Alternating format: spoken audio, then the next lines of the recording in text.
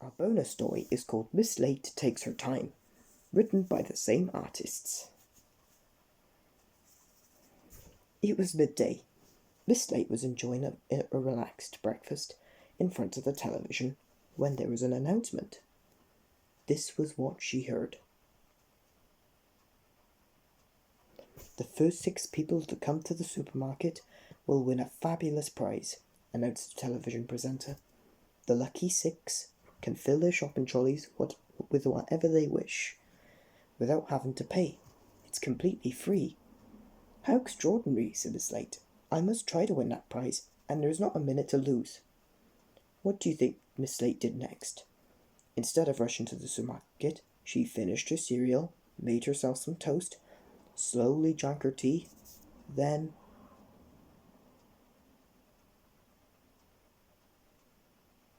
she ran a deep bath with lots of bubbles, slowly climbed in, and stayed there until the water had gone completely cold. Then she carefully dried herself. But perhaps now, at last, Miss Slate was ready to go to the supermarket to try to win that prize. No, not at all. Miss Slate went into her bedroom, plumped her pillow, made her bed, and tidied her wardrobe. And then, in no hurry at all, Miss Slate started to walk to the supermarket. When she arrived at the supermarket, she met Miss Bossy pushing a very full trolley. Always late, Miss Slate, said Miss Bossy. I arrived a long time before you, and look at what I have won. If you wanted to win the prize, you should have been much quicker. Too late. Poor Miss Slate. Not only she was too late to be one of the first 6 customers, but she was so late that the shop was shutting. Miss Slate was so disappointed. Oh dear. The next day Miss Slate received a letter that cheered her up with a great deal. Wonderful, she cried. I have been invited to a jumble sale. I must get ready quickly because it starts at midday. This time I really mustn't be late. Miss Slate spent a long time getting herself ready. This time I'll be sure to not miss anything, she said to herself as she finally left the house. But on her way she met somebody. Ah, my dear Miss Slate, began Mr. Chatterbox, who was out walking, taking a walk, and who was absolutely delighted to have met somebody he could chat to. You're looking splendid, he continued. As you always do, in fact, quite splendid, like a ray of sunshine. Ah, the sun, what a marvellous sun the sun is. Dear Miss Slate, did you know that 9 planets orbit around the sun? 10 according to some astronomers.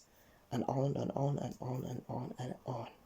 He talked for so long that when Miss Slate arrived at the jumble sale, Mr. Mean was shutting up. Oh no, said Miss Slate. Please don't tell me that I'm late again. I have to tell you that you are late again, replied Mr. Mean. There's nothing left for sale. Everything had been bought. And these things are mine, he said, pointing at his wheelbarrow. Once again, Miss Slate was very disappointed. She needed to do something to cheer herself up. So she went to the cinema. A film will give me something else to think about, she said. Ah, there's a cowboy film. I love cowboy films. Now, knowing Miss Slate, do you think she'll be in time for the film? I bet you all say no. Well, extraordinary, for once, Miss Slate was so early. And if you don't believe me, listen to what the ticket man at the cinema said to her. Hello, Miss Slate. You are early, very early, in fact. And since you are my first customer, I would like to give you a free cinema ticket. How surprising. For the very first time, Miss Slate was early and she had won something. Happily, she sat herself in the middle of the big empty cinema and began to eat her ice cream and drink her fizzy drink. The cinema lights went down. Miss Slate waited and waited and waited. After 2 or 3 hours of sitting in the dark, Miss Slate fell asleep. Do you know what woke her up?